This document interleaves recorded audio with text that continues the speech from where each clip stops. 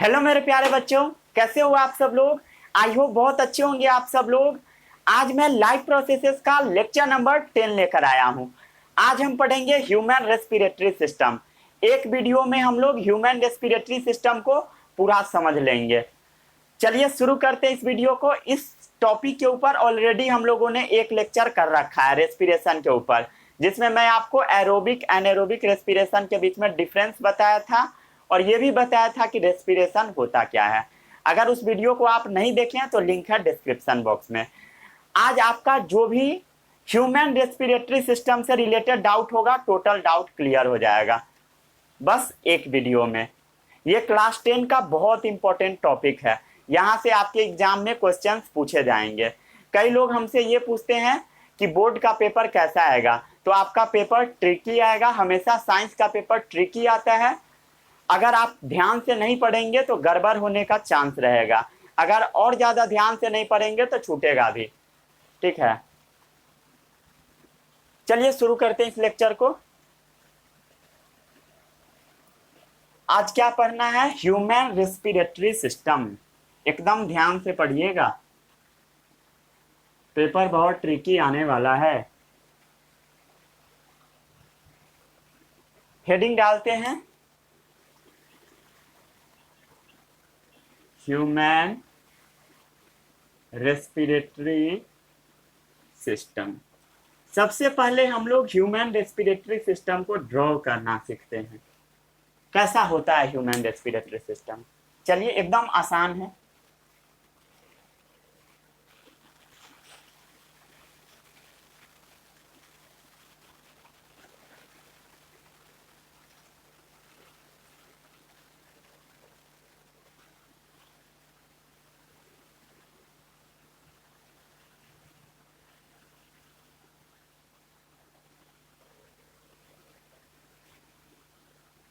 चलिए, ये सब किसी को याद आ रहा है? याद आ रहा है?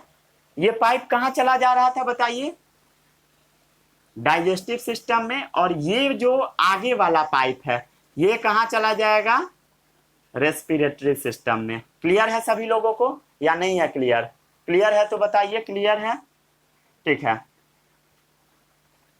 यहां तक में किसी को कोई डाउट? कोई डाउट? लेबलिंग कर ले यहां तक हम लोग। चलिए लेबलिंग कर लेते हैं। सबसे पहले ये क्या है सबसे पहले बताइए? ये है आपका नोस्ट्रिल। क्या है? नोस्ट्रिल। कितना होगा नोस्ट्रिल बताइए? 2 इन नंबर। कितना नोस्ट्रिल है हम लोग के पास? 2 नोस्ट्रिल है, मतलब नजल ओपनिंग कितना है? 2 है। अब ये जो पीछे वाला खाली रीजन है, जो नाक के पीछे खाली रीजन है, इसको हम बोल देते हैं नजल चेम्बर। क्या बोलते हैं? नजल पैसेज या नजल चेम्बर। ठीक है, उसके बाद ये जो रीजन है इसको हम क्या बोलते हैं? ओरल चेम्बर या ओरल पैसेज बोल देते हैं। ये सब सबको पता होगा। ये कौन सा स्ट्रक्चर है जो कि लटका हुआ है? अगर आप मुंह खोलेंगे तो आपके मुंह के पीछे एक फ्लैप जैसा स्ट्रक्चर दिखाई देगा, एक लटका हुआ स्ट्रक्चर। फ्लैप नहीं कह दीजिए, हैंगिंग स्ट्रक्चर कह दीजिए, जो कि लटका हुआ है। ऐसे करके देखोगे तो पीछे की तरफ होता है। जब आप लोग छोटे बच्चे रहे होइएगा तो क्या करते होइएगा? मुंह में उंगली घुसाते होइएगा तो एक बार जोर का खांसी आता होगा। क्यों? क्योंकि ये वाले स्ट्रक्चर में हम लोग अपना फिंगर को टच करा लेते हैं। अभी भी कई लोग करते होइएगा। इसको हम क्या बोलते हैं? यूबुला बोलते हैं। ठीक है, ये क्या होता है? लटका होता है, हैंगिंग सा स्ट्रक्चर है। कैसा स्ट्रक्चर है? हैंगिंग। ये सब सबको पता होगा। ये हम लोग कहाँ पढ़े थे? डाइजेस्टिव सिस्टम में ही। चलिए, उसके बाद क्या हो रहा था? ये जो पाइप है, ये पाइप कहाँ जा रहा था? ओइसोफेगस में। मतलब ये खाना वाला पाइप है, ओइसोफेगस फूड पाइप।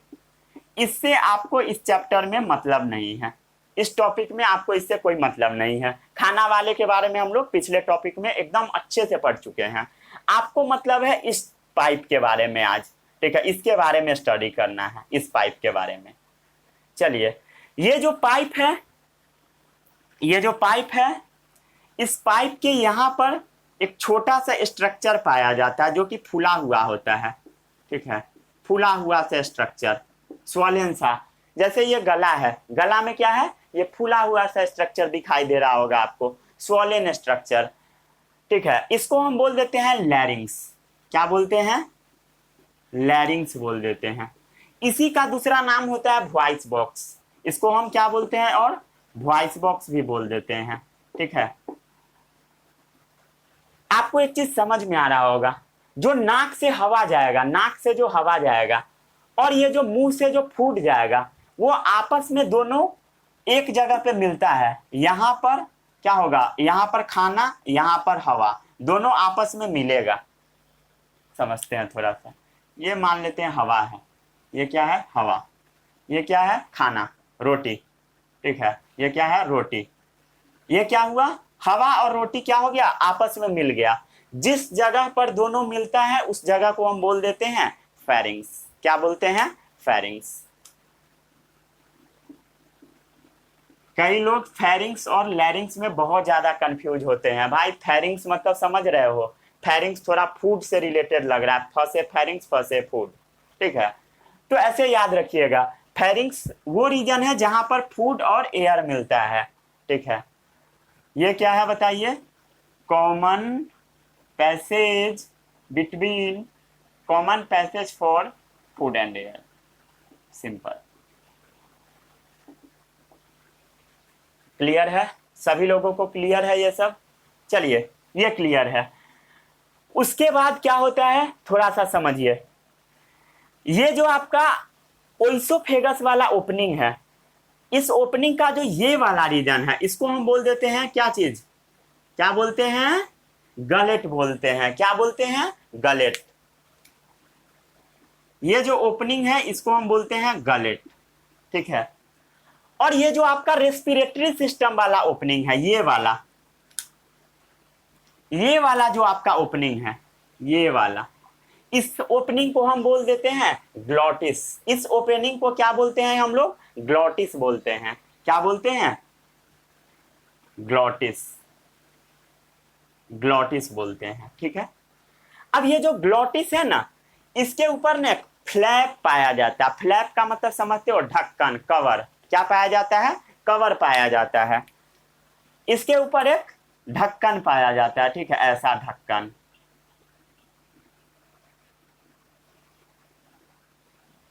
फ्लैप कहां पर है ये बताइए सबसे पहले आप लोग। फ्लैप कहां पर प्रेजेंट है? ग्लॉटिस के ऊपर। ग्लॉटिस के ऊपर। बायोलॉजी में हम लोग ईपी का मतलब ऊपर समझते हैं। ऊपर क्या होता है? ईपी मीन्स ऊपर। ये ग्लॉटिस के ऊपर प्रेजेंट है तो इसको आप क्या बोलिएगा? ईपी ग्लॉटिस, मतलब ग्लॉटिस के ऊपर। ये क्या है? EP glottis. बताइए ये क्या है? EP glottis. EP glottis. EP मतलब ऊपर, ग्लॉटिस के ऊपर। नजर आ गया? ईपीग्लॉटिस। ईपीग्लॉटिस का काम क्या है थोड़ा समझिए। जैसे मान लीजिए खाना आ रहा है, क्या हो रहा है? खाना आ रहा है मुंह से। मुंह से रोटी गया, रोटी गया, रोटी गया, रोटी गया, रोटी गया। ऐसा ना हो कि ये जो रोटी है ये घुस जाए रेस्पिरेटरी सिस्टम में। कहां घुस जाए? रेस्पिरेटरी सिस्टम में। उसको रोकने के लिए क्या प्रेजेंट होता है? एक फ्लैप, जिसका नाम है ईपीग्लॉटिस। ईपीग्लॉटिस क्या करेगा? खाना को ये जो रेस्पिरेटरी सिस्टम वाला पाइप है उसमें जाने से बचाएगा। याद रखिएगा, ठीक है। जैसे मान लेते हैं यहां से रोटी का पीस आया, क्या हो जाएगा? ईपीग्लॉटिस पैक हो जाएगा और इसमें रोटी चला जाएगा। ईपीग्लॉटिस पैक, रोटी चला जाएगा। और अगर रोटी नहीं आएगा तो ईपीग्लॉटिस खुला रहेगा। इसीलिए कई लोग बोलते हैं कि खाने के समय बोलना नहीं चाहिए। बोलने के समय क्या होता है पता है आपको? ये जो ईपीग्लॉटिस है ना, ये थोड़ा सा ओपन होता है बोलने के समय, जब आवाज निकलता है तब। जब आप खाना खाइएगा और बोलिएगा तब क्या होगा? ईपीग्लॉटिस खुला रहेगा जब बोलिएगा तब, और खाना इधर से आते रहेगा। और थोड़ा सा भी गड़बड़ हो गया, कोई हंसी वाला बात बोल दिया, ये जो खाना घुसने लगेगा इस रीजन पर, रेस्पिरेटरी ट्रैक्ट वाले रीजन पर घुसने का कोशिश करेगा। जैसे उस रीजन में वो टच करेगा, जोर से एक बार छींक आएगा, ठीक है, अजीब सा होने लगेगा, सर्दी वगैरह सब हो जाता है, ठीक है। तो ऐसा नहीं करना है, खाने के समय नहीं बोलना है। ठीक है, ये बाबा जी का ज्ञान है। ये सिर्फ लोगों को बताया जाता है, बट एक्चुअल में ऐसा होता नहीं है, कोई ये चीज नहीं करता है। सब खाने के समय ही, जितना भी कथा कहानी होता है सब खाने के समय ही शुरू हो जाता है आदमी का, क्योंकि उसी समय थोड़ा सा छुट्टी मिलता है आदमी को। लेकिन बोलना नहीं चाहिए, ठीक है, किताब में ऐसा लिखा रहता है तो हम आपको बताएंगे ही, लेकिन ऐसा कोई करता उड़ता नहीं है, ठीक है। चलिए आगे बढ़ते हैं। अब ये वाला जो पाइप है इसको आप क्या बोलिएगा? Wind pipe. क्या बोलिएगा? Wind pipe. क्या बोलिएगा? विंड पाइप बोलिएगा, विंड पाइप। और पीछे वाला जो पाइप है वो क्या है? Food pipe. और आगे वाला पाइप है विंड पाइप। विंड पाइप आपका आगे और फूड पाइप इस विंड पाइप के पीछे। विंड पाइप के पीछे है फूड पाइप, और फूड पाइप कहाँ है? ये है, और विंड पाइप ये है। क्लियर है? समझ आ गया सभी लोगों को? इसमें किसी को कोई डाउट, कोई भी कंफ्यूजन? चलिए आगे बढ़ते हैं। अब जो आपका ये है, ये वाला जो रीजन है विंड पाइप, विंड पाइप का एक और नाम होता है ट्रैकिया। क्या बोलते हैं इसको हम लोग? ट्रैकिया। ये जो ट्रैकिया है ना, दो पार्ट में डिवाइड हो जाता है। कितने पार्ट में? दो पार्ट में। ऐसा ऐसा वो क्या होगा? डिवाइड कर जाएगा, ऐसे वो डिवाइड कर जाएगा, ठीक है। और यहां पर एक स्ट्रक्चर प्रेजेंट रहेगा, ठीक है, और एक स्ट्रक्चर यहां पर प्रेजेंट रहेगा, ठीक है। ये जो स्ट्रक्चर है, इस स्ट्रक्चर को हम बोलते हैं लंग्स। ये क्या है बताइए? लंग्स है। ये क्या है बताइए? लंग्स। आपसे एक सवाल मैं पूछूंगा, ये वाला राइट लंग है या ये वाला राइट लंग है? या ये बताइए कि राइट लंग कौन है और लेफ्ट लंग कौन है? सोचकर बताइए, राइट लंग कौन और लेफ्ट लंग कौन? बताइए सोचकर। चलिए एक तरीका सीखिए पहचानने का। जो आपका राइट हैंड साइड में डायग्राम रहेगा, जो आपका राइट हैंड साइड में डायग्राम रहेगा, जिस हाथ से खाना खाते हो, वो वाला आपका बायोलॉजी में लेफ्ट साइड हो जाएगा।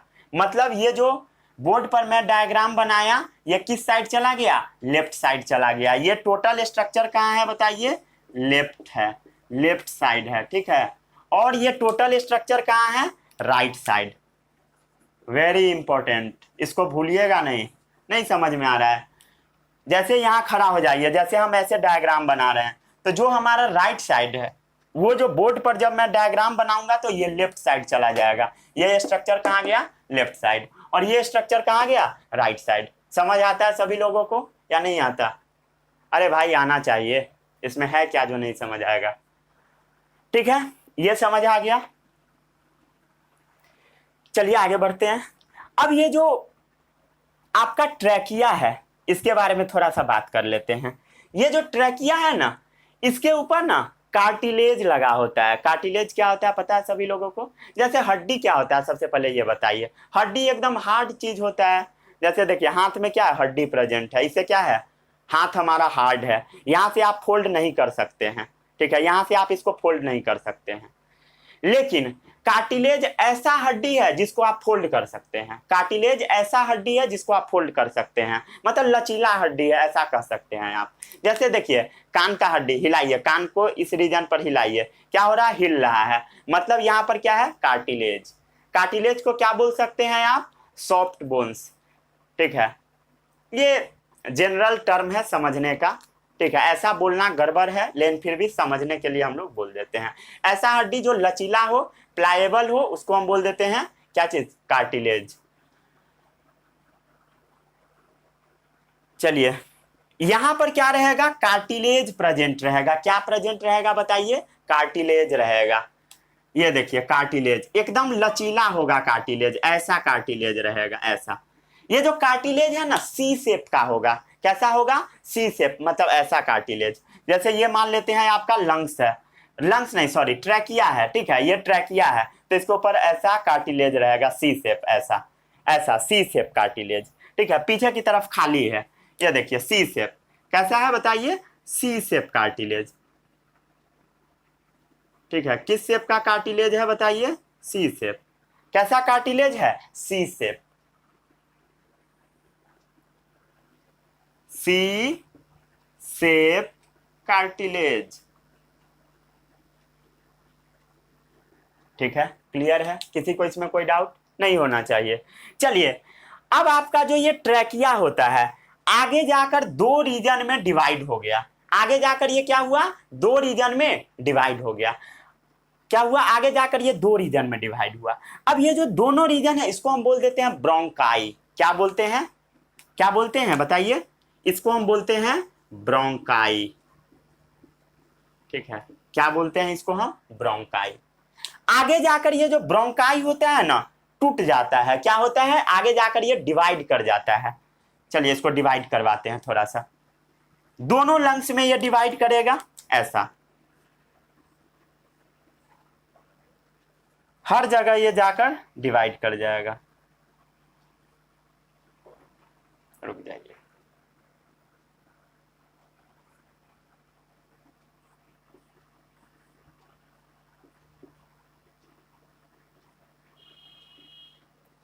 ये हर जगह जाकर क्या होगा? डिवाइड कर जाएगा। ये दोनों लंग्स में ऐसा डिवाइड करेगा, बहुत ज्यादा डिवाइड करता है। ऐसा नहीं कि दो चार ऐसा होता है, लाखों के संख्या में ये डिवाइड करेगा। ठीक है, बहुत ज्यादा डिवाइड करेगा ऐसा।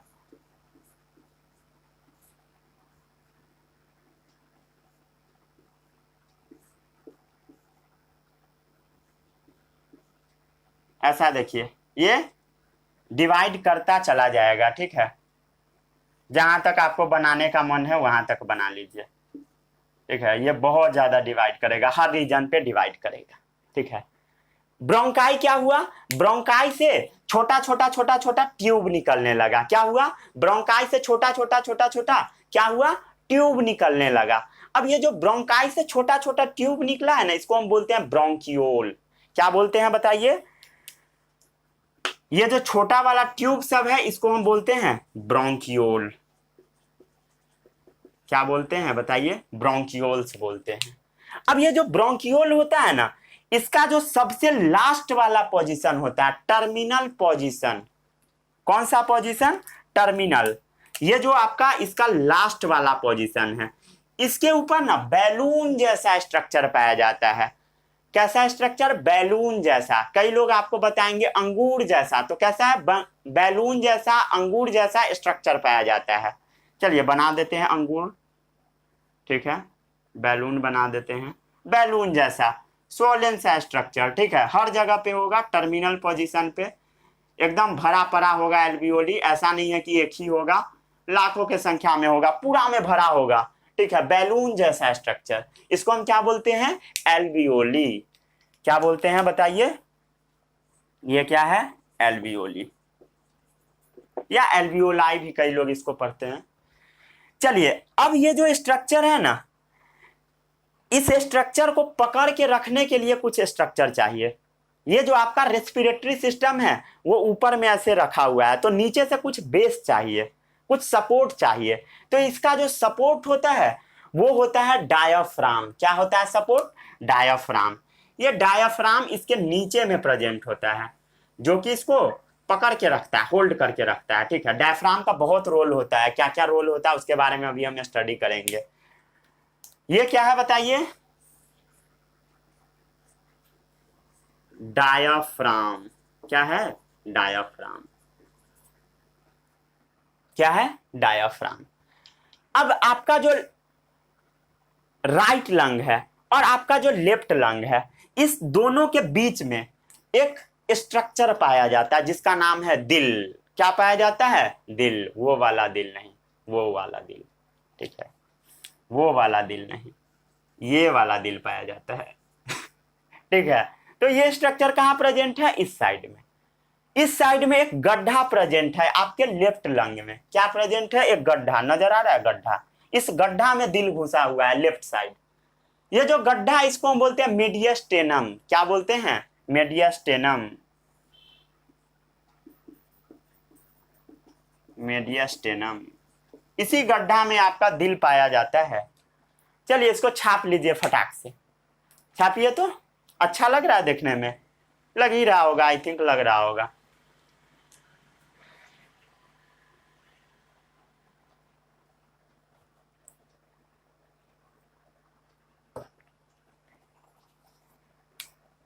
अगर यहां तक हो गया होगा तो फिर से हम थोड़ा सा समझाते हैं आपको। चलिए, अब आपका जो नाक है ना, नाक के अंदर में ना फाइन हेयर पाया जाता है। ये जो नाक है इसके अंदर में छोटा छोटा छोटा छोटा क्या पाया जाता है? हेयर पाया जाता है। जैसे मान लेते हैं ये हम बना लेते हैं, ये सब क्या है? फाइन हेयर, मतलब छोटू छोटू सा क्या है? हेयर प्रेजेंट है। ये जो छोटू सा हेयर है इसका काम क्या है? हवा को फिल्टर करना। ये क्या करेगा बताइए? एयर को फिल्टर करेगा। ये छोटू सा जो हेयर है वो, ठीक है, जो आप हवा सांस में लोगे उसको फिल्टर करेगा। ये जो एयर है, जो आप एयर को लोगे, ठीक है, सांस के रूप में, गंदा वाला हवा, धूल कण वाला हवा, उसको जब आप लोगे तो वो कहाँ जाएगा? नॉस्ट्रिल में, जहां पर फाइन हेयर रहेगा वो उसको फिल्टर कर देगा। वही आप नाक में उंगली घुसा के जो निकालते हो ना सुबह के समय, वही है, ठीक है। वो किसका कमाल है? फाइन हेयर का कमाल है, ठीक है। समझ आता है सभी लोगों को इतना कि नहीं आता है? लैरिंग्स जो है उसी का काम होता है आपका क्या करना? साउंड प्रोडक्शन करना। ये जो लैरिंग्स है आपका, किधर गया लैरिंग्स? नहीं मिल रहा है। वॉइस बॉक्स, यही वो चीज है जो कि क्या करेगा बताइए? साउंड प्रोड्यूस करेगा। साउंड प्रोड्यूस कहां से होगा बताइए? लैरिंग्स से होगा। समझ में आ रहा है सभी लोगों को? कहां लैरिंग्स प्रेजेंट है? नेक वाले रीजन में या फुट वाले रीजन में? कहां प्रेजेंट है? नेक वाले रीजन में है, स्वाभाविक चीज है। ठीक है, किस रीजन में है? नेक रीजन में। जब हम लोग क्लास 10 में थे तो एक सर थे, वो जब पढ़ाने आते थे तो ऐसा ही सवाल पूछते थे कि लैरिंग्स कहाँ पाया जाएगा, नेक वाले रीजन में या फुट वाले रीजन में? क्लास में कुछ कुछ ऐसा बच्चा होता था बोल देता था फुट वाले रीजन में, उसके बाद उसका बहुत ज़्यादा ट्रीटमेंट होता था, ठीक है, उसको गिफ्ट वगैरह मिलता था। चलिए इसको छापिए फटाक से। ट्रैकिया समझ आ गया? ट्रैकिया का दूसरा नाम क्या है? Wind pipe. समझ आ गया? कोई डाउट है किसी को इसमें? हो गया? चलिए, अब जो आपका लंग्स है, ये लंग्स ना बड़ी डेलिकेट स्ट्रक्चर होता है, बड़ी मुलायम सा स्ट्रक्चर है। तो इसको प्रोटेक्ट करने के लिए ना इसके ऊपर दो मेम्ब्रेन होता है। क्या होता है? दो मेम्ब्रेन पाया जाता है इसको प्रोटेक्ट करने के लिए। चलिए हम बनाते हैं मेम्ब्रेन। ये मान लेते हैं एक मेम्ब्रेन हुआ, इसके ऊपर एक और मेम्ब्रेन हुआ, ठीक है। ये पूरे लंग्स में रहेगा। पूरे लंग्स में बनाएगा कौन? पूरा गंदा हो जाएगा, डायग्राम नहीं बनाएगा मैं, ठीक है। तो ये क्या है? लंग्स का मेम्ब्रेन है। दो मेम्ब्रेन है। कितना मेम्ब्रेन है? 2 मेम्ब्रेन।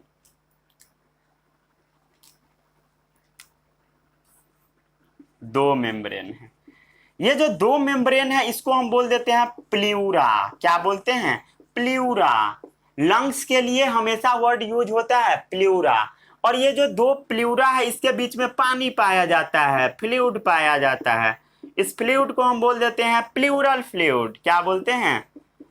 Pleural fluid. कहीं भी प्ल्यूरा वर्ड रहे इसका मतलब क्या होता है? लंग्स, ठीक है। प्ल्यूरा लंग्स से रिलेटेड है, ठीक है। किसी को इसमें कोई डाउट? आई थिंक नहीं होना चाहिए। ये सब क्लियर है? चलिए, ब्रोंकाई क्या है? ट्रैकिया से दो छोटा छोटा ट्यूब निकल गया है, उसी को हम बोलते हैं ब्रोंकाई। क्या है?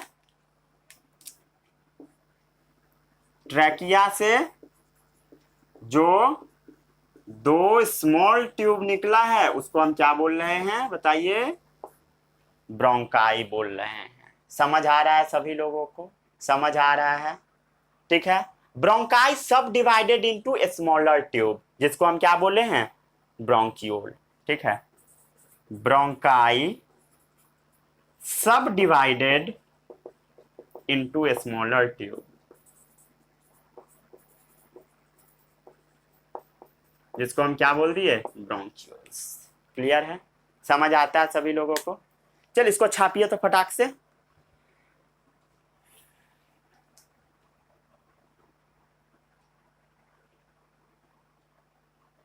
हो गया? चलिए अब थोड़ा सा हम लोग डायाफ्राम के बारे में बात कर लेते हैं। ये समझ आ गया? ये आ गया। रुक जाइए, डायफ्राम से पहले थोड़ा सा और बता देता हूं। ये जो आपका लंग्स है ना, इसको प्रोटेक्ट करने के लिए 12 पेयर रिब्स पाया जाता है। कितना रिब्स होता है? 12 पेयर, 12 जोड़ा रिब्स होता है। चलिए इस डायग्राम को आई होप बना लिए होइएगा आप सब लोग। चलिए रिब्स थोड़ा सा बना देते हैं इसमें ऐसा। ये क्या है? ठीक है, या ऐसे ही बनाइए ना, कुछ भी बना दीजिए, 12 को पूरा दीजिएगा। ठीक है, ये 12 पेयर पाया जाता है। कैसा रिब्स होता है इसके बारे में आप क्लास 6 में पढ़े होइएगा। अगर नहीं पढ़े हैं तो आपको पढ़ना है क्लास 11th में, अगर आप बायोलॉजी लीजिएगा तब। ठीक है, रिब्स के बारे में मैं आपको पढ़ाया था किस क्लास में? 6 में। ठीक है, ये रिब्स कितना होगा? 12 पेयर। 12 पेयर में से 7 पेयर क्या होता है? पूरा जुड़ा होता है आगे पीछे। 3 पेयर क्या होता है? नीचे वाले से जुड़ा होता है। 2 पेयर फ्लोटिंग होता है। पढ़े हैं? चलिए बस इतना याद रखिए, रिब्स से प्रोटेक्टेड होता है, जिसको हम क्या बोल देते हैं? क्या बोलते हैं? कुछ नहीं बोलते हैं। 12 पेयर रिब्स है, बस ये याद रखिए। कितना रिब्स है? 12 पेयर। क्लियर है? इसको याद बस इतना चीज रखिएगा, इससे ज्यादा याद करने का कोई जरूरत नहीं है। ठीक है, समझ आ गया? चलिए अब आपका जो रिब्स है ना, ये जो रिब्स सब है, ठीक है, ये मान लिया आपका रिब्स है, इसके बीच में ना कुछ मसल्स पाया जाता है। क्या पाया जाता है? मसल्स पाया जाता है रिब्स के बीच में। जैसे ये रिब्स है, ये रिब्स है, तो इसके बीच में क्या है? मसल्स है। ठीक है, ये सब क्या है? इसके बीच में कुछ मसल्स होता है, एक ऊपर रिब्स एक नीचे रिब्स, उसके बीच में क्या है? कुछ मसल्स है, उसको हम बोल देते हैं इंटरकोस्टल मसल्स। चलिए इस साइड बना देते हैं। ठीक है, क्योंकि यहीं पर थोड़ा सा जगह हमको दिखाई दे रहा है। इसको हम क्या बोल देते हैं? Intercostal muscles. क्या बोल देते हैं बताइए? Intercostal muscles. समझ आ रहा है सभी लोगों को या नहीं आ रहा है? Intercostal muscles. ठीक है, ये जो इंटरकोस्टल मसल्स होता है ना, जब आप ब्रीदिंग करते हो ना तो ये मूव करता है। क्या करता है? ब्रीदिंग के समय जब आप सांस लेते हो उस समय ये मूव करता है। ब्रीदिंग के समय ये, सही जगह पर लिख रहे हैं ना, मूवमेंट शो करता है। भाई साहब बोर्ड मेरा छोटा है, तो जितना सेट इसमें हो सकता है सब मैं सेट कर रहा हूं धीरे धीरे धीरे धीरे करके। ठीक है, ये हो गया, ये क्लियर है। चलिए थोड़ा सा एल्वियोली के बारे में भी बात कर लेते हैं। एल्वियोली कैसा है? Balloon like. कैसा है बताइए? Balloon like. ऐसा नहीं कि किसी का एल्वियोली लेकर खेलने लगना। ठीक है, बहुत छोटा होता है। और इसका नंबर क्या है? बहुत ज्यादा लार्ज नंबर होता है। लार्ज नंबर क्यों होता है बताइए? ठीक है, कोई भी चीज मान लेते हैं एक है, तो उसका सरफेस एरिया क्या होगा? कम होगा। जब वही चीज बहुत ज्यादा हो जाएगा तो उसका क्या हो जाएगा? सरफेस एरिया बढ़ जाएगा। इसीलिए ही बहुत ज्यादा होता है। ठीक है, लार्ज नंबर क्यों है? ताकि सरफेस एरिया इंक्रीज हो जाए। सरफेस एरिया इंक्रीज हो जाए। अगर सरफेस एरिया इंक्रीज होगा मतलब गैसियस एक्सचेंज एकदम अच्छे से होगा। ठीक है, for the exchange of gas. नहीं समझ में आ रहा है हमको लग रहा है। For the exchange of gas पढ़े थे स्मॉल इंटेस्टाइन में, विलाई आ गया था, क्या कर रहा था? सरफेस एरिया को बढ़ा दे रहा था, बिलाई, फिलाई। ठीक है, ये घर में जो बिल्ली होती है उसको भी बिलाई बोला जाता है। ऐसा नहीं है कि वो बिलाई आके इसमें बैठ जाती है। ठीक है, वो स्मॉल इंटेस्टाइन में वो नहीं, विलाई। ठीक है, वो जो छोटा छोटा फिंगर लाइक प्रोजेक्शन होता है, प्रोजेक्शन मतलब आउटग्रोथ, आउटग्रोथ मतलब बाहर निकला हुआ सा स्ट्रक्चर, उसी को हम विलाई बोलते हैं। ठीक है, वैसा ही इसमें क्या होगा? बहुत सारा एल्वियोली आ जाएगा ताकि अच्छे से गैसियस एक्सचेंज हो सके। क्लियर है? ठीक है,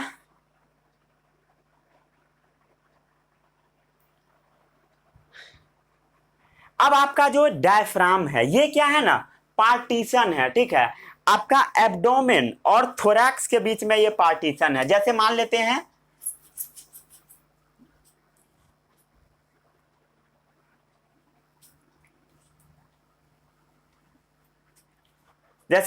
हैं ये है एक छोटा सा आदमी। ठीक है, छोटा सा बच्चा है, नन्हा मुन्ना सा। ठीक है, ये काम क्यों नहीं कर रहा? अच्छा भिंगा हुआ है।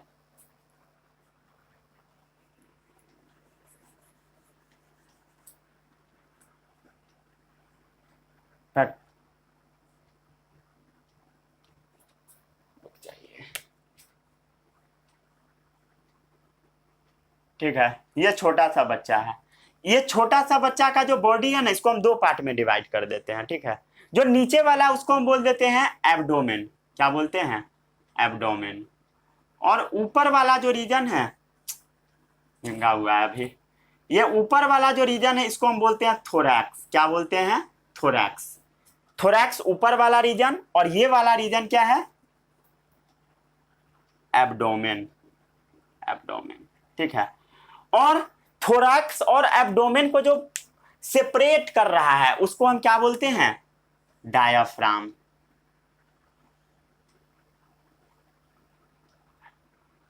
ये भींग चुका है।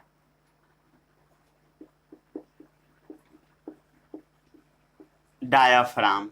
डायाफ्राम क्या है बताइए? जो थोरैक्स और एब्डोमेन को सेपरेट कर रहा है, ठीक है। Partition between thorax and abdomen, ठीक है। ये क्या है बताइए? Diaphragm. Partition between thorax and abdomen.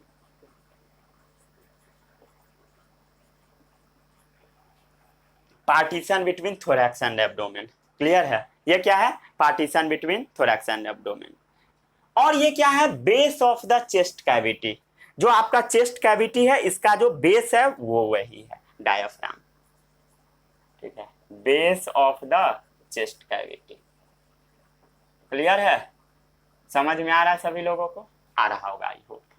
दिख रहा है सभी लोगों को? एक बार मैं चेक कर लूं।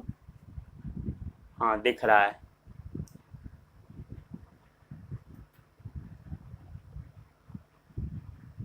ठीक है। क्या क्या नहीं दिख रहा है?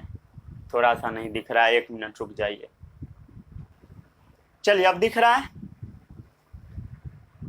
थोड़ा सा नहीं दिख रहा है। क्या नहीं दिख रहा है? ये वाला। 1 मिनट रुक जाइए बस।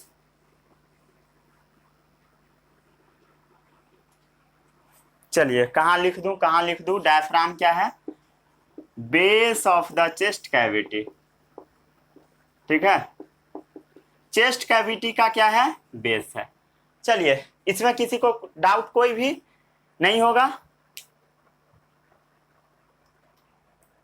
चलिए, अब हम समझते हैं कि कैसे कैसे हवा जाएगा। इसको थोड़ा समझिए। सबसे पहले हम लोग सांस लेंगे, इनहेल करेंगे। इसमें क्या हुआ? हवा गया अंदर, ठीक है। हवा क्या हुआ? अंदर गया। ऐसा जोर जोर से हम लोग इनहेल हमेशा नहीं करते हैं, नॉर्मल इनहेल करते हैं, ठीक है। ऐसे आराम से इनहेल कर रहे हैं, ऐसे ऐसे इनहेल होते जा रहा है, ठीक है। जैसे मैं अभी बोल रहा हूं तो इनहेल कर रहा हूं, और ऐसे फोर्सफुल करेंगे हम लोग। ऐसे जैसे हम लोग ऐसे इनहेल किए, तब क्या हुआ? जो हवा है वो फाइन हेयर के थ्रू फिल्टर हुआ और आगे जाएगा, आगे जाएगा, आगे जाएगा। और ये कहाँ आ जाएगा? रेस्पिरेटरी सिस्टम में। कैसे जाएगा? सबसे पहले नोज में। नोज से कहाँ गया बताइए? नजल पैसेज में। नजल पैसेज से कहाँ जाएगा? फेरिंग्स में, तब गया लैरिंग्स में, तब गया ट्रैकिया में, तब कहाँ गया? कहाँ गया ट्रैकिया से बताइए? ब्रोंकाई में। ब्रोंकाई से कहाँ गया? ब्रोंकियोल में। और ब्रोंकियोल के बाद हवा पहुंचेगा एल्वियोली में। क्या क्या मैं बोल दिया? समझ में नहीं आया किसी को? फिर से समझिए। हवा क्या हुआ? इसमें आया, इसमें आया, इसमें आया, और इसमें चला गया हवा। ये जो हवा सब है ना, इसमें आ गया। हवा क्या हुआ? इसमें आ गया, इसमें आ गया, इसमें हवा क्या हुआ? इस सब में आते जा रहा, आते जा रहा, आते गया, आते गया, आते गया, आते गया, ठीक है, आते गया। अब ये जो एल्वियोली वाला जो हिस्सा है ना, इसके चारों तरफ ना ब्लड कैपिलरी लगा होता है। एल्वियोली के चारों तरफ ब्लड कैपिलरी क्या होता है? ब्लड का कैपिलरी होता है, मतलब ब्लड का बर्तन होता है। कैपिलरी क्या है? ब्लड, ऐसा बर्तन जिसमें ब्लड चलता है उसको हम कैपिलरी बोलते हैं। 3 तरह का बर्तन होता है जिसमें आपका खून चलता है। सबसे पहला आर्टरी, तब वेन, तब है आपका कैपिलरी। तो इसमें क्या होता है? छोटा छोटा सा कैपिलरी होता है, बर्तन जिसमें ब्लड चल रहा होता है।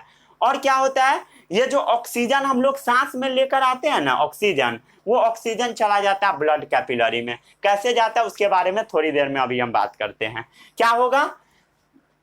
ये जो हवा आया, हवा आ गया, हवा आया, हवा आया, हवा आया। ये जो हवा है उसमें हर चीज प्रेजेंट रहेगा, नाइट्रोजन, कार्बन डाइऑक्साइड, हर चीज प्रेजेंट रहेगा, ठीक है। ऑक्सीजन, सब चीज रहेगा। लेकिन उसमें से बस एक गैस जो कि ऑक्सीजन है वो चला जाएगा अंदर में, वो क्या होगा, वो जाएगा ब्लड कैपिलरी में, वो यहां से जो गैस आएगा उसमें से सिर्फ ऑक्सीजन जाएगा अंदर। चलिए ये समझ आ गया, इसको नोट कर लीजिए, हो गया नोट। चलिए अब इसको मैं रब करता हूं, अगर आप समझ गए हैं तो। दिख रहा है क्लियर सभी लोगों को या नहीं दिख रहा है? आई थिंक दिख रहा होगा। हिला डुला करने की तो जरूरत अब नहीं है। दिख रहा है? आवाज जा रहा है? हाँ आवाज भी जा रहा है प्रॉपर।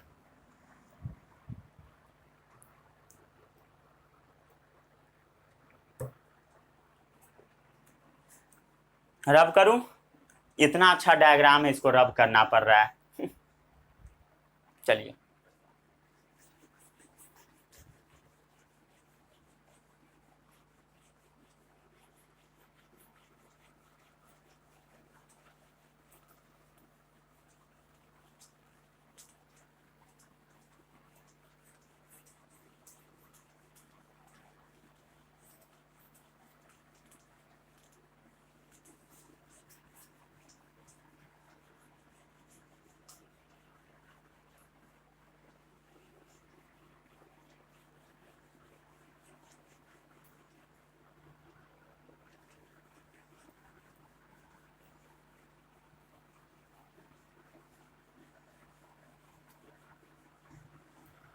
किसी को कोई डाउट है इस सब में? नहीं होना चाहिए डाउट। ये डायग्राम आपको बोर्ड में भी काम आएगा। एक मिनट रुक जाइए।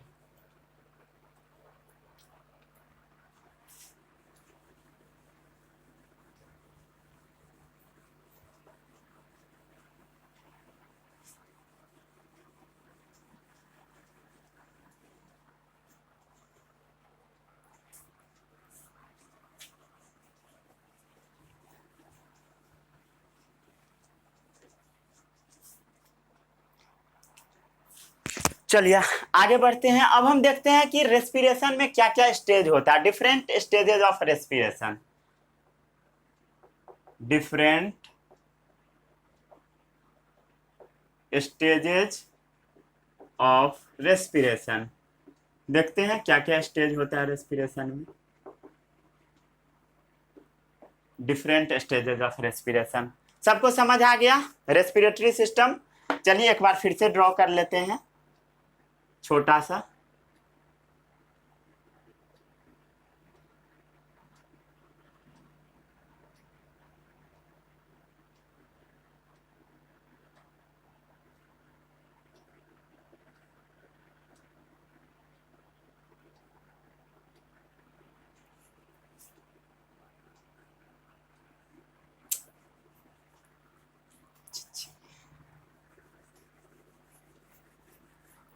चलिए एक छोटा सा फिर से हम लोग ड्रॉ करने का कोशिश करते हैं,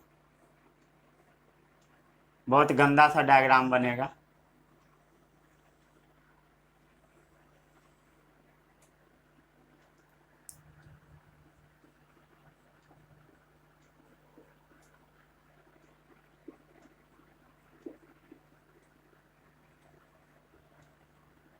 ठीक है, ज्यादा इसमें तामझाम नहीं करना है, एकदम सिंपल डायग्राम बनाना। बन गया?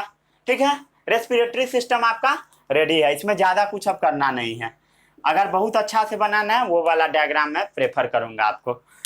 अब हम देखते हैं इसमें क्या क्या हो रहा है। सबसे पहले ये समझिए, आपका ये जो एल्वियोली है, ये मान लेते हैं क्या है आपका, एल्वियोली है। ठीक है, ये क्या है आपका, एल्वियोली। एल्वियोली, ये जो आपका एल्वियोली है ना, इसके चारों तरफ ब्लड का बर्तन होता है। क्या पाया जाता है, ब्लड कैपिलरी। ब्लड का ऐसा बर्तन रहेगा, ठीक है, ऐसा। ये क्या है, ब्लड का बर्तन जिसमें ब्लड मूव करता रहेगा, इसको हम बोलते हैं ब्लड कैपिलरी। कैपिलरी क्या है, बर्तन, ब्लड वेसल्स है। ठीक है, ये क्या है बताइए, ब्लड ट्रेवल करने वाला बर्तन है।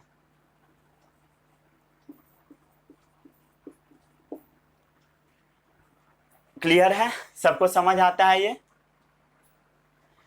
चलिए ब्लड वेसल्स है।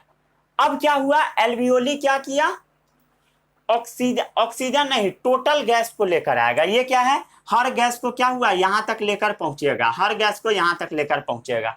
लेकिन इसमें से सिर्फ ऑक्सीजन गैस क्या होगा, इसमें हर एक गैस को लेकर पहुंचेगा, लेकिन उसमें से बस एक गैस जो कि अंदर जाएगा वो है आपका ऑक्सीजन। वो क्या होगा, अंदर जाएगा, ठीक है, अंदर जाएगा।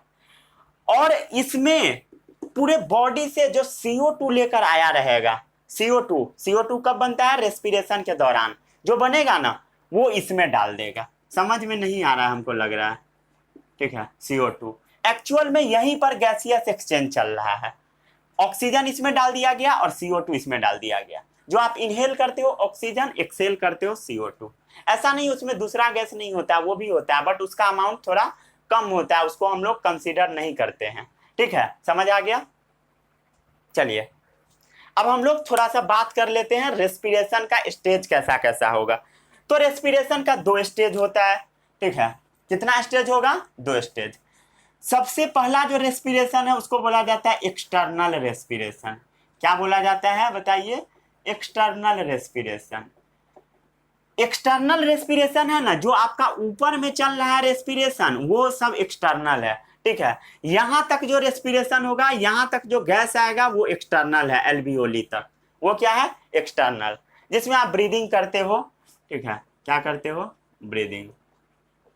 ब्रीदिंग में क्या करते हो बताइए, इनहेलेशन करते हो, इनहेलेशन, और क्या करते हो बताइए, एक्सहेलेशन।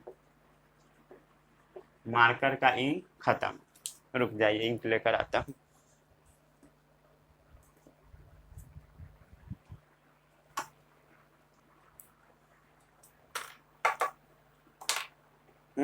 छी पूरा हाथ फिर गंदा हो गया।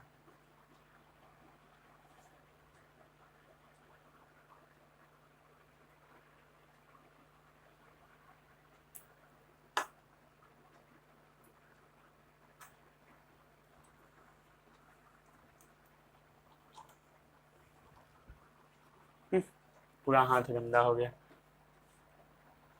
चलिए हाँ, ब्रीदिंग में 2 चीज होगा। सबसे पहले इनहेलेशन, इनहेल, और एक्सहेलेशन, एक्सेल, ठीक है। इनहेलेशन और एक्सहेलेशन, ठीक है। ह्यूमन क्या करता है, O2 गैस को अंदर लेगा। ह्यूमन क्या करेगा, O2 गैस को इनटेक करेगा। क्या करेगा, इनटेक, मतलब टेकिंग इन, ठीक है। टेकिंग इन कौन सा गैस, ऑक्सीजन, ठीक है। ये जरूरत वाला गैस है, रिक्वायर्ड गैस है, जो कि हमारे बॉडी को जरूरत होता है, रिक्वायर्ड गैस है। और ये क्या करेगा, ह्यूमन CO2 को एक्सेल करेगा, बाहर फेंक देगा, CO2 गिविंग आउट। ये कैसा गैस है, CO2 बताइए, किसी काम का गैस नहीं है, अनरिक्वायर्ड गैस है। कैसा है बताइए, अनरिक्वायर्ड। वो हमारे बॉडी में कोई भी जरूरत नहीं है, जो चीज जरूरत नहीं होता उसको बाहर निकाल दिया जाता है, ठीक है, बाहर निकाल दिया। समझ आ गया। चलिए अब हम देख लेते हैं ये गैसियस एक्सचेंज कैसे कैसे होता है। ये तो समझ आ गया ब्रीदिंग। ब्रीदिंग से क्या हुआ, यहां तक एल्वियोली तक क्या हुआ, हवा पहुंच गया, ठीक है। अब एल्वियोली के बाद ना गैस का एक्सचेंज होगा। इसमें जो गैस आया एल्वियोली में, ये क्या है, ग्रीन वाला एल्वियोली, इसमें जो गैस आया वो एक्सचेंज होगा। तो सेकेंड स्टेप क्या है, गैसियस एक्सचेंज। एक्सटर्नल रेस्पिरेशन में पहला हो गया आपका ब्रीदिंग, और एक और होगा जिसको हम बोलेंगे गैसियस एक्सचेंज। गैसियस एक्सचेंज में क्या होगा, एक्चुअली वो जो गैस है उसका एक्सचेंज चलेगा, ठीक है। Blood and alveolar air across the alveolar wall, ठीक है। ये जो एल्वियोली का जो दीवार है, इसमें टिश्यू पाया जाता है, ऐसा पतला सा होता है एकदम टिश्यू। ये क्या है बताइए, एल्वियोलर वॉल है। ये ऐसा आपके बुक में दे रखा है एल्वियोलर वॉल, इसलिए हम बता दिए एल्वियोलर वॉल, ठीक है। ब्लड एंड एल्वियोलर एयर में जो एक्सचेंज होगा उसी को हम बोलते हैं ब्लड एंड एल्वियोलर एयर में जो एक्सचेंज चलेगा उसी को गैसियस एक्सचेंज बोला जाता है, अक्रॉस द एल्वियोलर वॉल, ठीक है, अक्रॉस द एल्वियोलर वॉल। समझ आ रहा है सभी लोगों को या नहीं आ रहा है? भाई बोलना पड़ेगा, आ रहा है ना? चलिए अब क्या होगा, जो आपका O2 गैस है वो कहाँ चला जाएगा? O2 कहाँ चला जाएगा? लंग्स में चला जाएगा। ठीक है, लंग्स से कहाँ जाएगा? लंग्स में तो है ही, लंग्स से कहाँ जाएगा? ब्लड में जाएगा। O2 कहाँ गया? लंग्स से ब्लड में जाएगा, या सिंपली कह दीजिए एल्वियोली से कहाँ जाएगा? ब्लड में जाएगा। ये देखिए O2 क्या हुआ? एल्वियोली से ब्लड में गया। एल्वियोली किसका पार्ट है? लंग का पार्ट है, इसलिए लंग बता दिया, lungs to blood, lungs to blood चला जाएगा। ठीक है, और CO2 क्या होगा? CO2 ब्लड से लंग्स में जाएगा। ठीक है, CO2 ब्लड टू लंग्स। समझ आ गया सभी लोगों को? आ गया समझ में? ठीक है, समझ आ गया? एल्वियोली का काम समझ आया? चलिए आगे बढ़ते हैं। ये हुआ एक्सटर्नल रेस्पिरेशन। अब सेल के अंदर रेस्पिरेशन चलता है जिसको हम बोलते हैं इंटरनल रेस्पिरेशन। इसको पहले छाप लीजिए, छाप लीजिए जल्दी से। हो गया?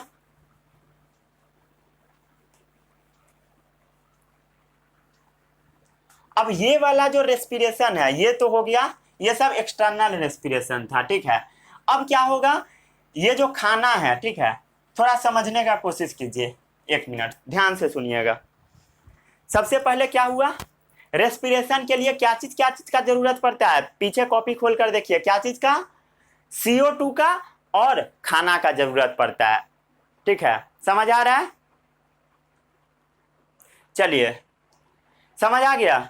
अरे CO2 का नहीं, O2 का जरूरत पड़ता है। ठीक है, O2 का, O2 और फूड का जरूरत पड़ता है। कुछ भी बोल दूंगा, हाँ ठीक है, एकदम ठीक है। ऐसा नहीं करना है। किसका जरूरत पड़ेगा बताइए? O2 का और खाना का जरूरत पड़ेगा। तो इसको O2 मिल गया। O2 कैसे मिला? ये जो O2 है ये ब्लड में चला गया। ब्लड क्या होगा?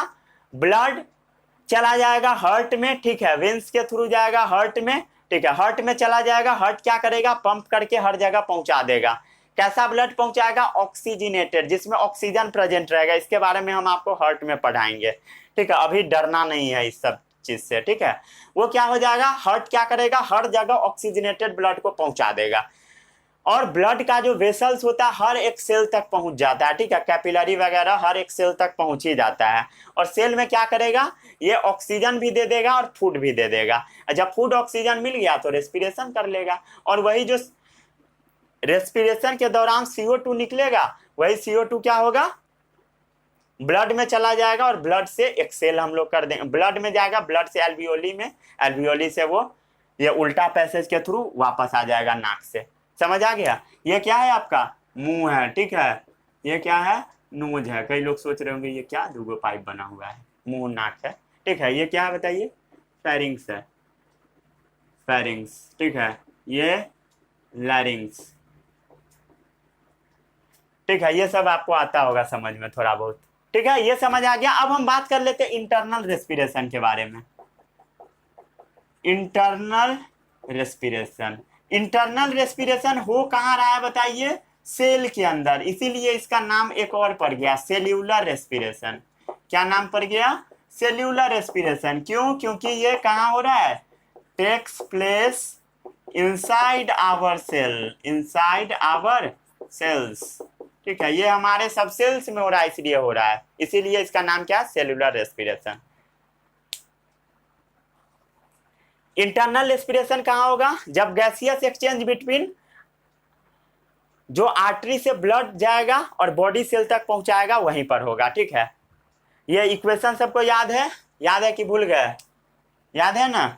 ये खाना पहुंच गया और ऑक्सीजन पहुंचा, क्या बनाएगा बताइए? CO2 प्लस H2O प्लस कितना एनर्जी? 38 ATP। कहीं कहीं 36 भी मिलेगा। ठीक है, लेकिन 38 ही मार्क कीजिएगा। इसको बैलेंस कर लीजिए। ठीक है, ये सब मैं सिखा दिया था पहला चैप्टर में। ये क्या है internal respiration? Process of breakdown of respiratory substrate. Respiratory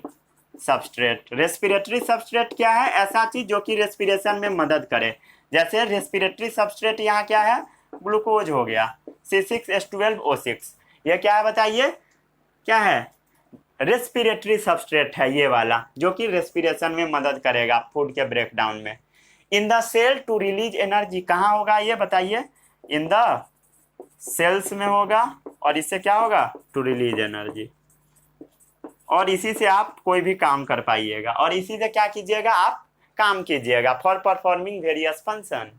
ठीक है, फॉर परफॉर्मिंग वेरियस फंक्शंस। ठीक है, इसी के थ्रू आप अपने बॉडी का जो भी फंक्शंस वगैरह है उसको आप कर पाइएगा। ठीक है, इसको छाप लीजिए फटाक से। चलिए जल्दी से इसको छापिए। आई होप आपको समझ में आ रहा होगा थोड़ा बहुत। चलिए इतना नोट कर लिए। अब हम लोग क्या करते हैं ना, जो मैं आपको बताया सबको मैं रिवाइज करवाऊंगा। ठीक है, यहाँ पर अगर आप समझ गए हैं सब तो छोड़कर जा सकते हैं, लेकिन मैं बोलूंगा इसको कंप्लीट कर लीजिए, क्योंकि मैं जो बताया उस सबको एक बार समराइज करूंगा, सबको बोर्ड पर एक बार मैं लिख दूंगा। ठीक है, इसलिए अगर देखना चाहते हैं देखिए, नहीं देखना चाहते हैं नहीं भी देख सकते हैं, लेकिन बीच बीच में थोड़ा बहुत इंफॉर्मेशन मैं देता रहूंगा, इसलिए देखना जरूरी है। ठीक है, देख लीजिएगा, क्या जाता है देखने में।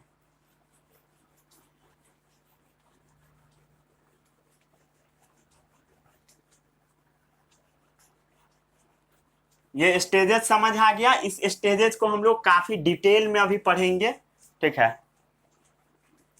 एक्चुअल सीन क्या है, कैसे ये O2 जा रहा है, कैसे CO2 बाहर आ रहा है, कौन इसको पकड़ के ले जाएगा, कौन क्या करेगा, सब चीज के बारे में पढ़ेंगे। एकदम ध्यान से बस पढ़ते जाइए। सबसे पहले एक बार थोड़ा सा रिवाइज कर लेते हैं हम लोग। ठीक है, पाथवे के बारे में बात कर लेते हैं, कैसे कैसे हवा गया वो बताइए। सबसे पहले कहाँ गया? नॉस्ट्रिल में। कहाँ गया? नॉस्ट्रिल, नाक का जो ओपनिंग है उसमें गया। फिर कहाँ गया बताइए? नजल पैसेज में। समझ आ रहा है सभी लोगों को? आ रहा है। उसके बाद कहाँ गया? फेरिंग्स में गया। फेरिंग्स से कहाँ गया? लैरिंग्स के थ्रू होते हुए कहाँ पहुंचा? ट्रैकिया में पहुंचा। ट्रैकिया से कहाँ पहुंचा बताइए? ट्रैकिया से ब्रोंकाई में पहुंचा। ब्रोंकाई से कहाँ पहुंचा? ब्रोंकियोल्स में पहुंचा।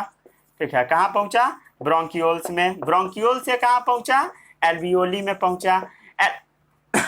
एल्वियोली से ये कहाँ पहुंचेगा? ये जो आपका जो गैस रहेगा कहाँ पहुंच जाएगा?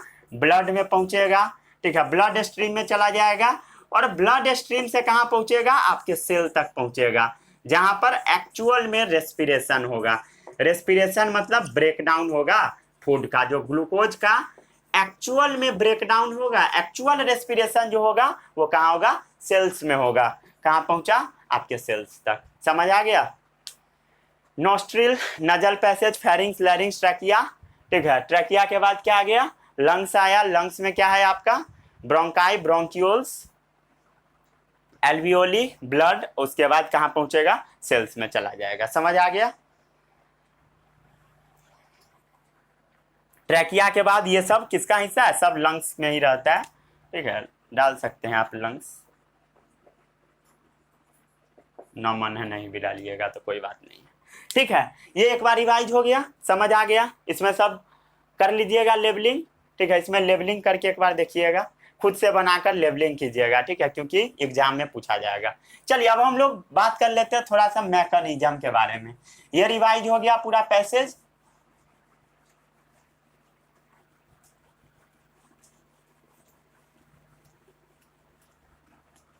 चलिए अब हम बात कर लेते हैं mechanism of gaseous exchange.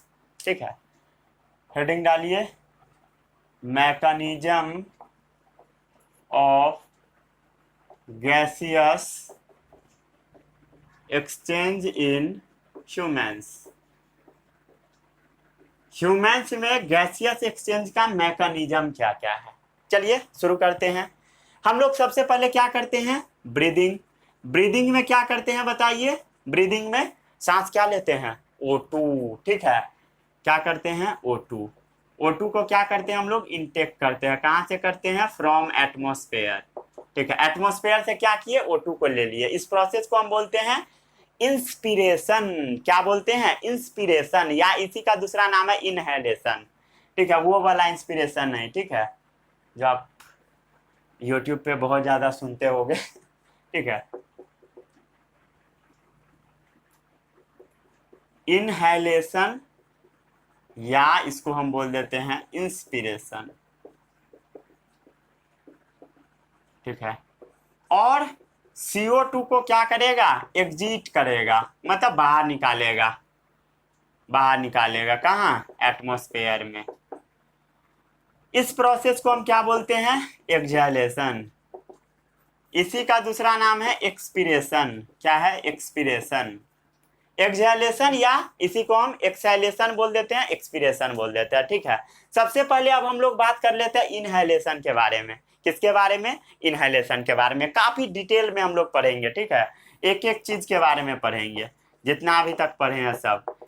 Inhalation, inhalation में क्या होगा, taking in oxygen from the atmosphere, ठीक है, taken in oxygen from the atmosphere, ठीक है। ऑक्सीजन एटमॉस्फेयर से लेना क्या है, इनहेलेशन। एक्चुअल में इनहेल हम लोग सब गैस कर लेते हैं, ठीक है, और सिर्फ जाता है O2। क्यों जाता है वो भी बताएंगे हम आपको, ठीक है। चलिए, आप क्या किए, हवा को अंदर ले लिए, टेकन इन, ठीक है, टेकन इन। वो कहाँ गया, नॉस्ट्रिल्स में गया। नॉस्ट्रिल्स में क्या प्रेजेंट है, फाइन एयर। फाइन एयर क्या करेगा, एयर को फिल्टर करेगा। समझ आता है सबको, देखिए कॉपी में आ गया समझ में। अब आपका जो नॉस्ट्रिल है ना, इसमें फाइन हेयर तो रहेगा और म्यूकस भी रहेगा। क्या रहेगा, म्यूकस। क्या रहेगा, म्यूकस। जैसे नाक में उंगली करोगे तो क्या होगा, उंगली आपका भींग जाएगा। क्यों भींगा, क्योंकि उसके अंदर जो लेयर होता है उसको हम म्यूकस बोल देते हैं, वो वाटर जैसा सिक्रीशन रिलीज करते रहता है। तो क्या हो गया, नॉस्ट्रिल में आपका फाइन हेयर है, छोटा छोटा बाल है और म्यूकस है, और दोनों का काम क्या, एक्चुअल में एयर ही फिल्टर करेगा। और भी काम होता है म्यूकस का, हवा को भिंगाता भी है, उसके बारे में आपको नहीं बात करना है, ठीक है, समझ आ गया। उसके बाद क्या हो गया, नॉस्ट्रिल से कहाँ जाएगा हवा, बताइए कहाँ जाएगा, ट्रैकिया में, ठीक है। अब लिखने का जरूरत नहीं है, फेरिंग्स में, लैरिंग्स में, ट्रैकिया में, इतना लिखने का जरूरत नहीं है। जब ये ट्रैकिया में जाएगा ना, जब आप इनहेल करते हो तो ध्यान से देखिए क्या क्या होता है। जब इनहेल करते हो, इनहेल जब करते हो तो क्या होता है, आपका जो चेस्ट कैविटी है ना वो फैलने लगता है। इनहेल के समय क्या हुआ, फैल गया। क्या हो रहा है, ध्यान से देखिए, फील कीजिए, चेस्ट कैविटी आपका फैलेगा। क्या हुआ, फैल हो गया, फैल गया, बाहर निकला और ऊपर की तरफ जाएगा, तो क्या हुआ, चेस्ट कैविटी फैल जाएगा। और आपका जो डायफ्राम है ना, जब आप इनहेल करोगे तो वो फ्लैट हो जाएगा। ओरिजिनली डायफ्राम ऐसे होता है, ऐसा, ठीक है, और इनहेल करोगे तो ऐसे फ्लैट। ओरिजिनली ऐसा, इनहेल पर फ्लैट। अब बताइए, डायफ्राम आपका फ्लैट हो गया, ये जो चेस्ट कैविटी है उसका साइज बढ़ गया, तो क्या हो जाएगा, ये जो चेस्ट में जो खाली जगह है, ठीक है, वो अगर फैल गया, डायफ्राम नीचे चल गया, तो चेस्ट कैविटी जो है वो क्या हो जाएगा, इंक्रीज हो जाएगा। समझ आ रहा है, नहीं समझ में आ रहा है, हमको तो लग रहा नहीं समझ में आ रहा है। क्या होगा समझिए, इनहेलेशन के समय जो आपका चेस्ट कैविटी है वो क्या हो जाएगा, बड़ा हो जाएगा। चेस्ट कैविटी क्या होगा, बड़ा हो जाएगा। क्यों बड़ा होगा, क्योंकि डायफ्राम फ्लैट हो गया। क्यों बड़ा होगा, क्योंकि फ्लैटेन डायफ्राम। जो नहीं समझ में आ रहा है, हमको लग रहा है किसी को, समझिए, ये जो डायफ्राम है ये क्या होगा, आपका ऐसे फैल जाएगा, ठीक है। ओरिजिनली ये ऐसे रहेगा और बाद में ये फैलकर ऐसे हो जाएगा। तो जब ऐसे रहेगा तो इसको दबा के रखेगा, ठीक है, और जब ये फ्लैट हो जाएगा, फ्लैट मतलब एकदम फ्लैट, ऐसे फ्लैट, ये क्या हो गया, जब ऐसे वो फ्लैट होगा डायफ्राम, तब क्या होगा, चेस्ट कैविटी का साइज बढ़ जाएगा, ठीक है। तो चेस्ट कैविटी लार्जर हो जाता है कब, जब डायफ्राम फ्लैट होता है, जब हम इनहेल करते हैं तब। और रिब्स जो है आपका, रिब्स लिफ्ट हो जाता है, इनहेल पर रिब्स लिफ्ट, ऊपर की तरफ उठ गया। क्या हो गया बताइए, लिफ्ट रिब्स। रिब्स क्या हो जाएगा आपका, ऊपर की तरफ उठ जाएगा, लिफ्टेड रिब्स, ठीक है, समझ आ गया। तब क्या होगा समझिए, जैसे आपका लिफ्ट रिब्स ऊपर गया, डायफ्राम नीचे, ठीक है, तब क्या होता है कि बाहर का जो हवा है ना तब अंदर चला जाता है। अंदर का जो प्रेशर होता है ना उसके बाद लो हो जाता है। क्या होता है, इंटरनल प्रेशर लो हो जाता है और बाहर का प्रेशर फिक्स ही रहता है। और क्या होगा, बाहर से अंदर हवा चला जाएगा। पढ़े होइएगा पहले, air moves always from higher pressure to lower pressure. जब डायफ्राम का साइज नीचे चला गया, चेस्ट कैविटी का साइज बढ़ गया, ठीक है, तो अंदर जो चेस्ट कैविटी में हवा रहेगा वो बहुत कम रहेगा, उसका प्रेशर बहुत लो रहेगा, और बाहर का हवा का प्रेशर हाई रहेगा, हाई टू लो हवा आ गया। ठीक है, इतना लिखने का जरूरत नहीं है, ठीक है, बस मैं बता दिया ऐसे ही, मतलब ये लॉजिक दे दिया, बट इतना जरूरी नहीं है। यहाँ क्या हो जाएगा, एयर आपका लंग्स में चला जाएगा, ठीक है, एयर क्या हो गया, लंग्स में चला गया, और क्या होगा, फिल द एल्वियोली, और क्या हो जाएगा, फिल्स द एल्वियोली, एल्वियोली में जाके वो भर जाएगा। ठीक है, समझ आ गया। अब क्या होगा, एक्चुअल में एक्सचेंज होगा, क्या होगा, एक्सचेंज। देखते हैं एक्सचेंज कैसे कैसे होगा। हवा पहुंच चुका है आपका एल्वियोली में, ठीक है, एल्वियोली में हवा पहुंच चुका है, ठीक है,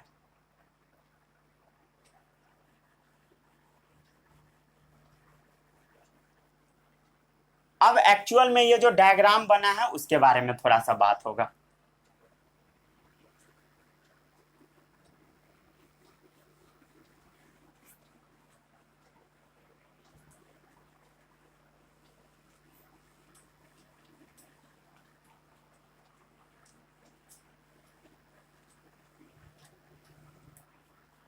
ब्लड कैपिलरी क्या है,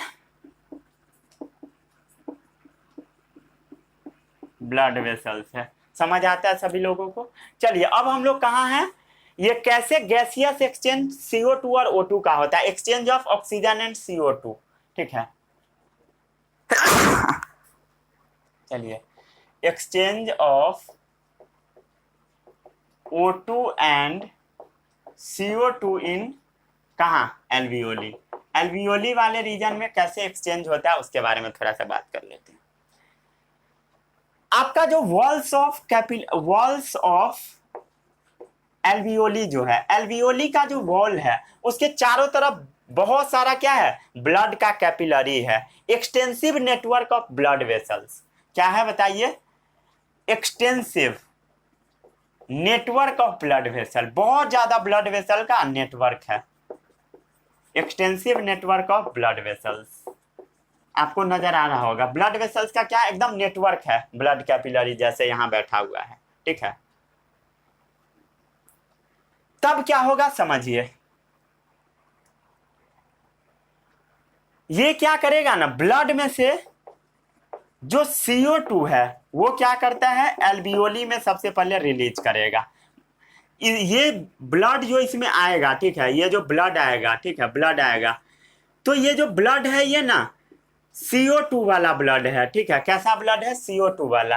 ये जो CO2 है ना इसमें एक्चुअल में चला जाता है, CO2 क्या है, इसमें चला गया।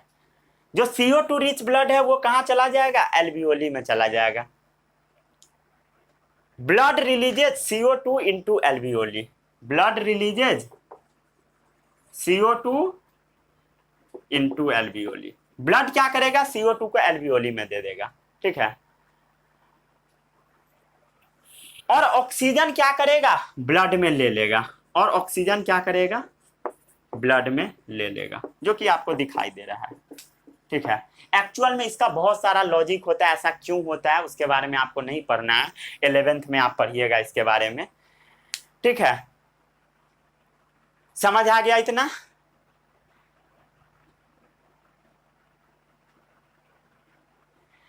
अब एक्चुअल में जो आपका ऑक्सीजन जा कहां रहा है, ठीक है, ऑक्सीजन को पकड़ने के लिए ना इसके अंदर एक चीज पाया जाता है, सेल्स पाया जाता है। इस ऑक्सीजन को पकड़ने के लिए क्या चीज पाया जाता है, सेल्स पाया जाता है। इस सेल का नाम है RBC।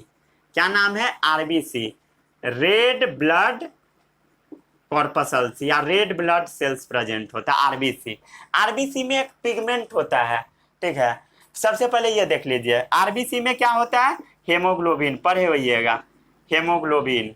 हेमोग्लोबिन क्या है, रेड कलर पिगमेंट वाला चीज है, लाल कलर का चीज होता है, पिगमेंट मतलब कलर, लाल कलर का चीज है, ठीक है, जो कि ब्लड के अंदर होता है, RBC के अंदर। इसी वजह से क्या है, ब्लड लाल दिखता है, क्योंकि हेमोग्लोबिन में रेड कलर का पिगमेंट है, ठीक है। थोड़ा सा हम लोग रेस्पिरेटरी पिगमेंट के बारे में बात कर लेते हैं। ये जो एक्चुअल में हेमोग्लोबिन है ना, यही ऑक्सीजन को ले जाता है पकड़ के। ये क्या करता है, ऑक्सीजन को ले जाता है, ठीक है। Haemoglobin take up oxygen from lungs और यही ट्रांसपोर्ट कर देता है ऑल सेल्स तक। कैसे करता है थोड़ा सा अब हम लोग देख लेते हैं। इतना समझ में आ गया, नोट कर लिए। चलिए थोड़ा आगे बढ़ते हैं। अब देखते हैं क्या है सीन आगे का।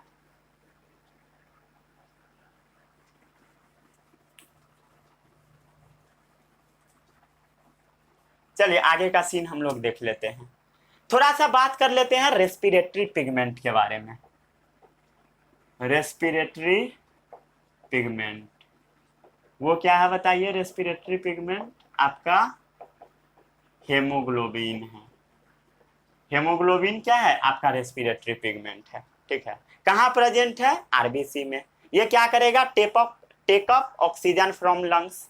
ये क्या करेगा, take up oxygen from lungs. फालतू चीज सब है, ये सब बता दिया वहीं पर। वो क्या करेगा, लंग्स से ऑक्सीजन ले लेगा, ठीक है। And carry it to the tissue, और किसको दे देगा, टिश्यू को दे देगा। And carry it to the tissue, और ये कैरी करके टिश्यू को दे देगा। एक चीज और याद रखिएगा, जो आपका हेमोग्लोबिन है जब वो ऑक्सीजन को पकड़ लेता है तो उसको हम बोल देते हैं ऑक्सी हेमोग्लोबिन। क्या बोलते हैं थोड़ा समझिए। वो जो आपका हेमोग्लोबिन है, ठीक है, हेमोग्लोबिन वो जब ऑक्सीजन को पकड़ लेता है तो उसको हम लोग बोल देते हैं ऑक्सी हेमोग्लोबिन। क्या बोलते हैं, oxy haemoglobin. Very very important, ये आपके एग्जाम में आ सकता है, पॉसिबल क्वेश्चन है। चलिए अब एक चीज समझिए, ऐसा जरूरी नहीं है कि सिर्फ ऑक्सीजन ही हेमोग्लोबिन कैरी करेगा। हेमोग्लोबिन क्या कर रहा था, ऑक्सीजन को पकड़ ले रहा था। ये हेमोग्लोबिन जो है ना, सीओ को भी पकड़ता है। सीओ मतलब कार्बन मोनोऑक्साइड, जो कि वेहिकल से निकलता है, ठीक है। जब वेहिकल्स का जो फ्यूल होता है, बर्न होता है, तो सीओ निकलता है, कार्बन मोनोऑक्साइड। उसको बहुत तेजी से पकड़ता है। सीओ कहाँ से आता है बताइए, मोटर वेहिकल से आता है, ठीक है। जो भी आपका मोटर गाड़ी है वो जब चलता है, कार्बन फ्यूल जब बर्न होता है तब रिलीज होता है। कार्बन फ्यूल जब बर्न होता है तब आपका रिलीज होता है कार्बन मोनोऑक्साइड। इसको क्या पढ़ते हैं, कार्बन मोनोऑक्साइड। ये क्या करेगा, bind with haemoglobin with 200 time more than oxygen. ये क्या होगा, बाइंड्स करेगा हेमोग्लोबिन के साथ, ठीक है, 200 times more than oxygen. 200 times more than oxygen, ठीक है।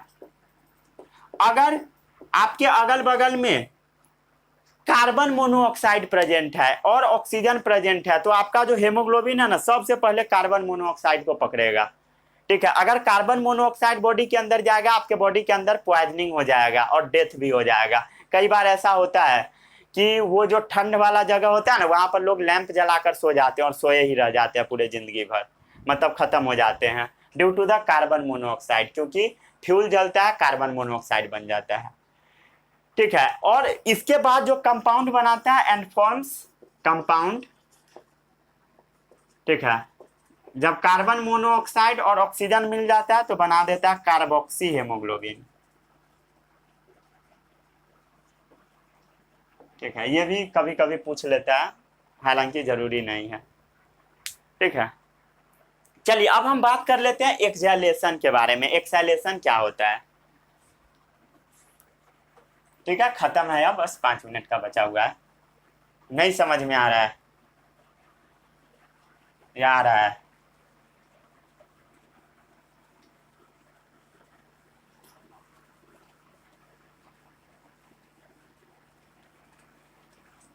चलिए आगे बात करें। एक्सैलेशन, एक्सैलेशन कर लेते हैं थोड़ा सा बात इसके बारे में। Process of giving out CO2 from lungs. ये क्या है बताइए, process of giving out CO2 कहां से, from lungs. Process of giving out CO2 from lungs, to the atmosphere. कहाँ देगा बताइए? To the atmosphere. कहाँ दे देगा? एटमोस्फेयर में। ठीक है, जो CO2 है इसमें से निकल के बाहर निकल जाएगा। ठीक है, CO2 is transport in dissolve form in blood.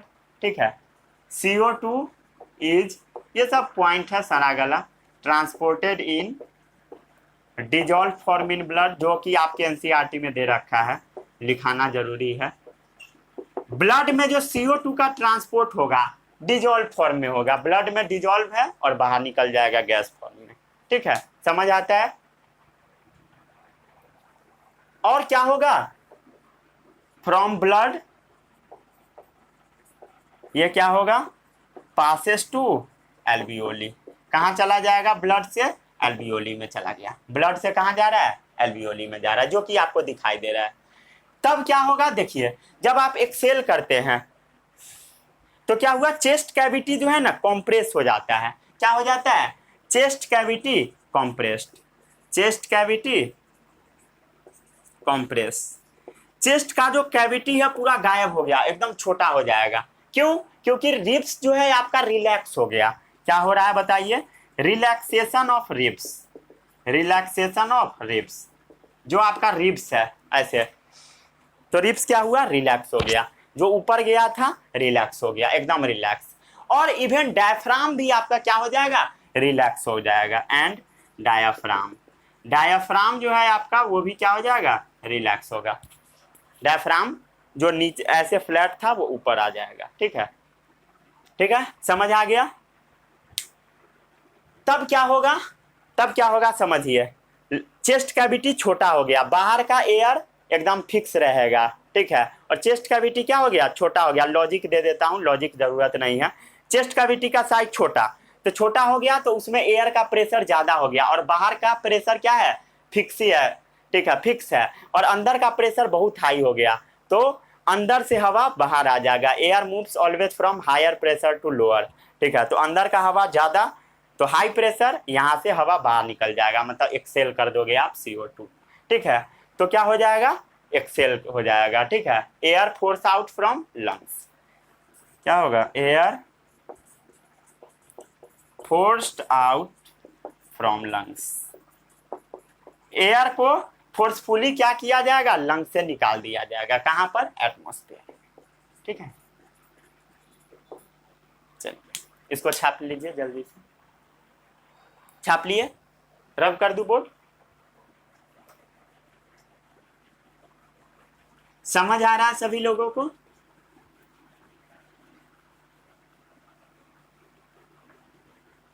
रहने देता हूं, यहीं पर इस लेक्चर को समाप्त करते हैं। ठीक है, यहीं पर इस लेक्चर को समाप्त करते हैं। मिलते हैं हम लोग अगले लेक्चर में, जहां हम लोग पढ़ेंगे रेस्पिरेशन इन प्लांट। उसके बाद आपका ये चैप्टर डन हो जाएगा, और थोड़ा बहुत अदर ऑर्गेनिज्म के बारे में भी मैं आपको बताऊंगा। ठीक है, bye bye, all the best.